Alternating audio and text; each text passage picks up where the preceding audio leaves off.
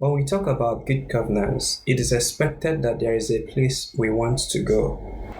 And it's expected that the society is moving towards a particular direction. The society is expected to have an agenda. The society is expected to have a goal.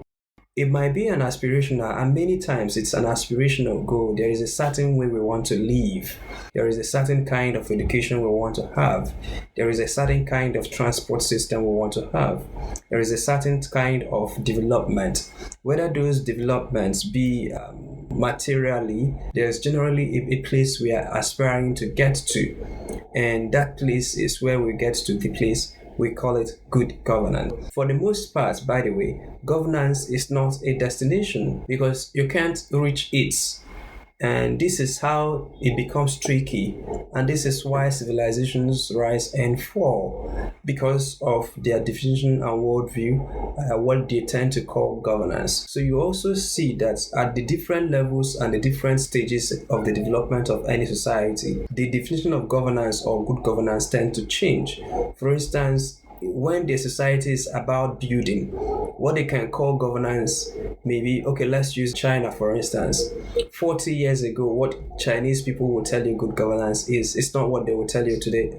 And if you give China at this pace, if Christ tarries to come, another 30 years, the people within that society will redefine what governance means to them because now they are no longer hungry, now they are no longer poorly fed, now they are no longer ill-educated. So they will tell you that good governance is freedom to choose. So now no longer good governance means ability to feed themselves. The point is that good governance or this societal aspiration is not a destination. There is no society in the world today or any society that has existed before now that can tell you, okay, this is where we wanted to go and we got there and we're totally satisfied. So it's just like that philosophical Godot where two people were having discussions and they said they were waiting for Godot because the Godot of course will not come. So our societal building or civilization tend to be a place that you will get to, the goalpost will shift. So this constant need to innovate, this constant need to be more, to have more, to enjoy more, to have more freedom, express myself more freely. Those things are what can constitute the markers of good governance, and they can come in terms of infrastructure, whether they are hard infrastructure or soft infrastructure. They can come in terms of people being at liberty to express themselves to the best of their capacity. One of the funny questions that I asked someone is this. I said, how much do you think a man can make and it will be enough? How much do you think here, people here who have money issues, how much do you think you will make and it will be enough? I mean, you can answer that question depending on your level of aspiration, depending on your goals. But then you've not noticed that when you get to that goal, you want to add more goals. So if they wanted to make just a few bucks to feed my family, once they achieve that, they want to, okay, let me make a few bucks to feed my family and other families. They make that, they say, okay, let me make a few more bucks to feed my family. And then now what they call feeding could be 3 square meals, but now they want 8-course meals. That's their definition of feeding has changed from having just enough to eat to what they could call 8-course meals, eating out and all of those things. Okay, when someone makes $1 million, he will stop.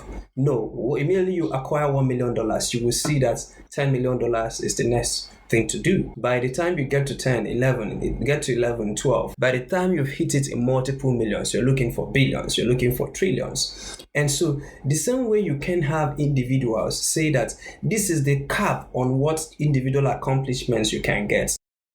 This is where you get in your life. Once you've gotten to this place, you can now say, oh, I'm now good.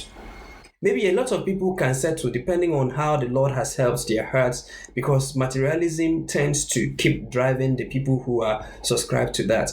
But then that is also the same thing you say about the society, because the society doesn't have a place. How many, for instance, people who say roads, how many roads do you have to build in Nigeria? And then you can now say that on the issue of roads, Nigeria is now experiencing good governance. How many railways do you have to build?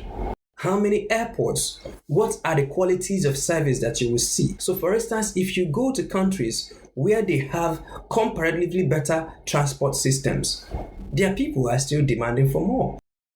Go to any country now that has, for instance, in the UK where I understand that the transportation system is better mechanized, better sophisticated, and better reliable compared to what you have in Nigeria. So what kind of education will you get? What kind of university, primary or basic education system will you get? And you can now say, yes, we have good governance.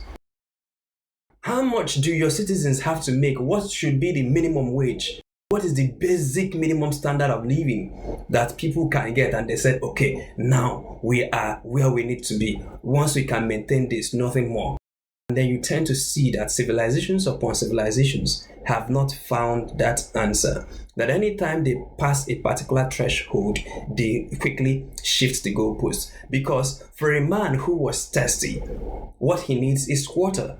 But immediately he drinks water, he realizes that he is hungry. And immediately he eats food, he forgets that he was thirsty, that he was hungry. And now he now remembers that there is no Netflix subscription. And when there is Netflix subscription, he now realizes that the internet is not fast enough. When the internet and the Netflix has been solved, he now realizes that, the quality of movies they are doing at Netflix, they are not giving me more options. I would have enjoyed better options. And all of this was a man who was thirsty, and the only thing that he wanted 10 minutes ago was water.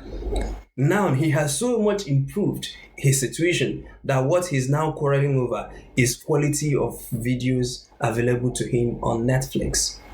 And so that you see that some of the things we call good governance today, roads, security, network, that once these issues are solved, that our definition of good governance will have to evolve, because human needs are insatiable. Not wants now, need. Okay, yeah, both needs and wants. Sometimes the society can intermingle the two. There is this place that the journey, America started it, Britain started it, UK started it, France, almost all civilizations, all of them, China, Nigeria, Ghana, Cameroon, and many countries, they started their civilization maybe from amalgamation or proclamation of this, from whatever time the nation was bettered. They have a vision of where they are going to. And none of the societies have ever gotten there. But since we see this societal concept as a travel, the question next is now, who provides the compass? Who provides the compass for this trip? Since we have set out to say, okay, we are going somewhere. We are going to a distant land called good governance. Imagine that good governance is a distant land. And we need to buy petrol, we need to fuel our cars, we need to get a good driver, we need to provide orderliness in the bus, we need to, whatever it is we need to do, we need to get better navigation system. Who provides that navigation system? And so we now begin to delve into man's attempt to govern a realm he did not create. Man did not create himself. That's a given. But even much more than that, man did not create his society, the environment. That everything man has to dominate over, as given to him by the Lord when he said to him, dominate, was created. So he was supposed to dominate over the fishes of the air, water, the air, birds of the air. That every other thing was created. And so that every other thing he creates was him creating or recreating for something that has been made. So if he creates an iPhone, he got it out from the elements under the earth, elements combined, mixture, and he also got it from wisdom and knowledge that is divinely provided, whether or not he acknowledges this. And so in terms of governance, what we call good governance is man's attempt to dominate or to govern in a realm he did not create. And all our attempts will remain weak and feeble until we obtain help and governance templates from the Creator. And so when we say that something is good, who defines that good? Why I'm saying this, and especially to the first point that I made, that good governance is a journey societies never get to. That oftentimes what they call good governance changes over time.